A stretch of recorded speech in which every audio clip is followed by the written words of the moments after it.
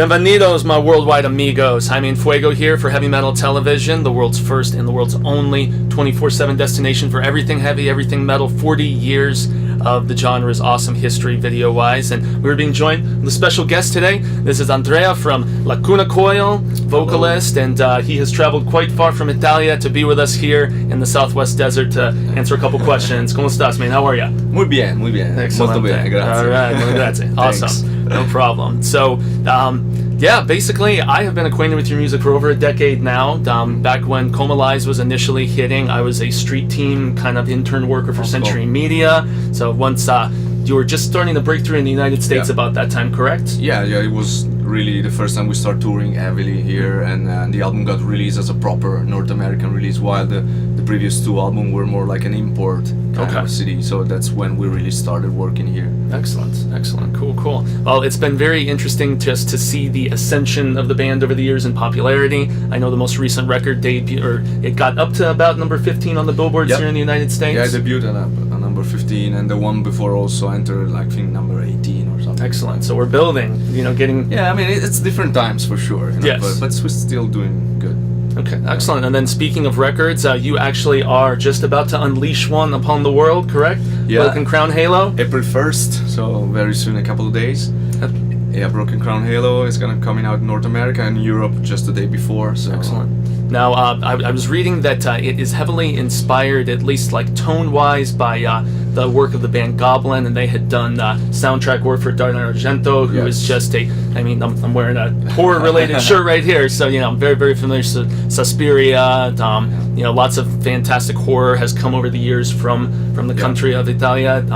How was it influenced? How did it kind of shape the proceedings for you? Yeah, mostly Marco, the bass player, which is the main songwriter for the band. He used a lot of the inspiration from the Goblin on the keyboards of the album. A lot of all the programming, all the keyboards has been very dark, and took a lot of inspiration from those atmospheres of those incredible, unique style movies. They're always good at setting a tone. Yeah, and we grew up since we were kids, with those movies on TV. So it's something that is in our DNA. And then when you want to go dark, for us, that's the kind of horror we have. And also those kind of movies were very different compared to the North American one that usually have the super evil figure like Leatherface or Freddy Krueger, like the I European think there's something ones. a little more ominously eerie about some of these. The European, or really the Italian one at least, they are more about the situation, the dramatic situation, and not as much as one Della Morte character. is one of my personal favorites. I think it was called Cemetery Man over here, but and then Deep Red from Dario Argento is also cool. And so all this background came out when we wanted to have a very dark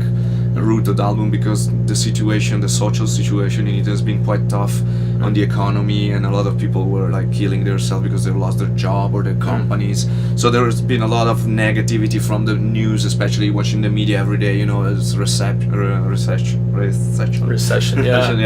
and the economy breaking down, and all negative altogether, that create kind of it often a creates weird inspiration, though. environment. There's always an artistic response to that type of situation. Our influence has been always from the dark part of life. So also the negative part has been the one more creative for us. Yeah. And that's also the artists I like are usually taking inspiration from that. So that's been very important for us on the process of the songwriting, to use and incorporate these very dark elements into the record. Well, the audiences always seem to enjoy it, which is a good thing. So it's also our trademark. We always had this kind of, we're coming from the gothic metal scene. So. Exactly, but I mean, it's a very distinctive sound, which is why we've seen the peaks in popularity, which is great for you. Especially in the beginning when we started in 97, we were a lot inspired by bands like Paradise Lost, Typo Negative, Anathema, Tiamat.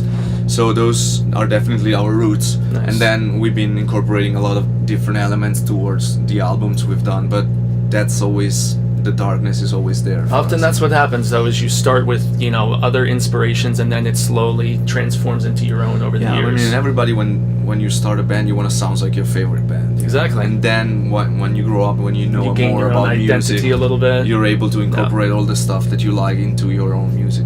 Excellent. And there's a video which is going to be premiering soon from the album. It's called I Forgive, I believe. Yeah, I Forgive, and it's the European single actually. We shoot the video right before the tour, like a month month and a half ago, and we're editing now the final version of it, because we had the first version looked pretty good, but it was way too polished for us. You wanted a so little bit we wanted grittier we wanted to to connect more with the Broken Crown Halo album artwork and the image we're portraying. So we wanted to be more tied in the situation.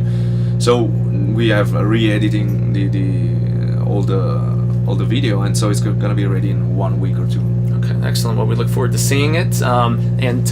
So it's, as far as your perception of the American metal scene in contrast with, the European metal scene, is there more of an acceptance for that form of music in Europe? Because I hear people speak of this from time to time. In America, it's more of like a niche subculture type thing. Yeah, probably it is, but in general, Americans are quite open to all kind of. If they like the show, if they never heard the band, they're gonna rock it and they're gonna support it. So we never had problems for that. As far as maybe crossing in over, general, you can anything, say that North America is a bit more. Everything is under the family of rock and metal. It doesn't matter if it's more keyboards oriented or more hard rock or more. Totally. It's still the same family. While in Europe, there is more of a separation. Like the people that listen to black metal, they only listen to the darkest kind of metal. Exactly. And people who they just go more burn into churches and things they of that go. nature. Not all of them, but like the people that are just more in the traditional metal, they're gonna support more of that hard rock driven power metal kind of. So there is more of there's a bit more separation. Opinionatedness. Not everybody. There's so people much, that listen to everything, but in general, I noticed that it's a bit more. It's more hard to get at metal festivals in Europe. A band like Cedar, for example, you wouldn't fit. While here you can have a 5-finger Death Punch with the Cedar, with the Corn, and it somehow seems to work. And it seems to work, yeah. Excellent. Well, we are very happy that you have taken the time to journey all the way so very far to join us here today. I extend a grande gracias, muito grazie. Thank you so very much for coming, man. And I urge you once more to check out Broken Crown Halo. By the time you viewers are witnessing this, it will be out. So jump on iTunes or to your local record store to check that out.